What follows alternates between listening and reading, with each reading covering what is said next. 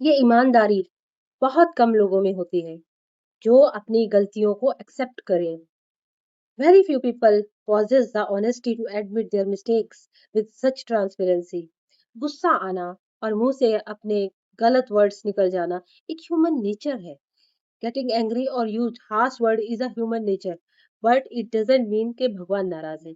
ये इसलिए बता रही हूँ क्योंकि अभी एक लाइन पे लड़की बोली, मेरी क्लाइंट है वो, कि वो दिन को तो लड़ती है घर वालों से, लेकिन रात को उसे बहुत रिग्रेट होता है कि वो क्यों लड़ी। तो वो रिग्रेट जो है ना, उसकी वजह से वो बोल रही थी कि भगवान तो मुझसे नाराज हो जाएंगे, मतलब मैं भगवान को नहीं पा सकती। तो ये तो उसकी थिंकिंग थी। तो अगर हमें बहुत गुस्सा आता है और हम रिग्रेट भी करते हैं, तो इट डज़न्ट मीन कि भगवान आपसे नाराज़ है। इसका मतलब तो ये बिल्कुल भी नहीं है कि भगवान आपकी जो है नाराज़ हो जाएँगे और मिलेंगे नहीं या आपसे खुश नहीं होंगे। वो आपकी नीयत देखते हैं, ओके? और ज़्यादातर हम लोगों को, सभी को गुस्सा उन पर आता है जिनसे हमें ज़्यादा प्यार या होप की एक उम्मीद होती है। और जब हमारी ज़रूरतों को वहाँ अनसुना कर दिया जाए और ऐसे में फिर आप क्या करेंगे? आप बहस करते हैं। तो आप इतनी बहस करते हैं ना, तो आपकी बात का वज़न कम हो जाता है और आपका ऑरा वीक हो जाता है।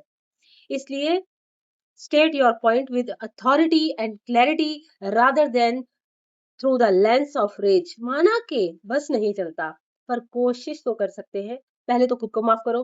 कभी भी ये नहीं सोचना कि मैं ऐसा किया और मेरी वजह से ऐसा हुआ और मैं पापी हूँ या मेरे को भाई भगवान नहीं मिलेंगे, जैसा वो लड़की बोल रही थी। तो अगर first forgive yourself, if you label yourself a bad person, तो भगवान शायद आपको माफ ना करे। लेकिन अगर आप रिग्रेट करते हैं, पछतावा करते हैं, तो जरूर माफी मिल जाएगी।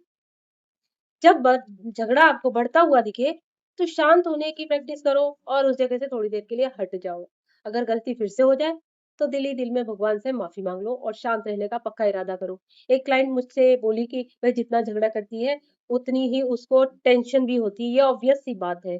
जब हम झगड़ा करते हैं, तो हमको रिग्रेट भी होता है और हमारा मेंटल हेल्थ भी खराब हो जाता है और गुस्सा उसको ही ज्यादा आता है जिसका बहुत दिल साफ है।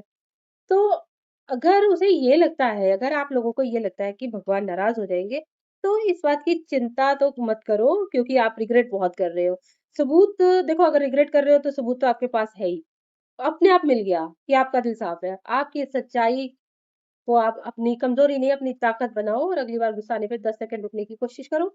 Bye practising this, you will eventually reach to a state where no one can provoke you. ये प्रोवोकिंग भी खत्म हो जाएगी और लोगों को आपको प्रोवोक करने का मौका ही नहीं मिलेगा, क्योंकि जब आप चिढ़ते हो, तो आप लोगों को प्रोवोक करने का मौका देते हो। बस बी काम एंड लव योरसेल्फ।